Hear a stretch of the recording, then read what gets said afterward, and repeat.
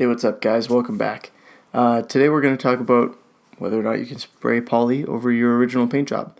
By poly, rather, in this case, I mean polyurethane, not polyester.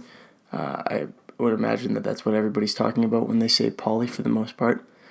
So the answer, in short, is yes, you can do that. A lot of the stuff that you're probably going to be spraying over is already painted in polyurethane. For example, most of the cars that people have are painted with polyurethane.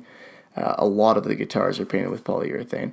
So really all you need to do in order to go ahead with that is simply scuff up the surface evenly, make sure that it's well abraded so that the poly will stick, and then clean it so that there's nothing in there to contaminate your new paint job.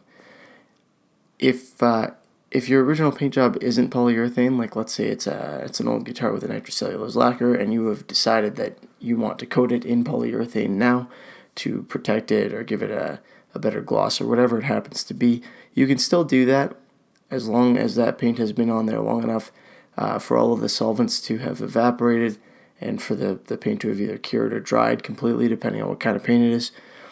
You should be able to go ahead with that, and it's going to be essentially the same thing. You just need to make sure that that surface is abraded a bit so that the polyurethane will stick, and make sure that it's good and clean. Just be careful what you're cleaning it with. Obviously, you can't go in and clean a guitar that's been sprayed with lacquer thinner, or you'll end up with a mess, okay? So either way, you should be able to spray over your original paint job with polyurethane. The exception being if that original paint job was put on there recently and that paint hasn't had an opportunity for all of the solvents to evaporate out of there yet, then you could be running into an issue with compatibility and with reactions. But aside from that, you should be good. So I hope that helps. Hope that clears that up.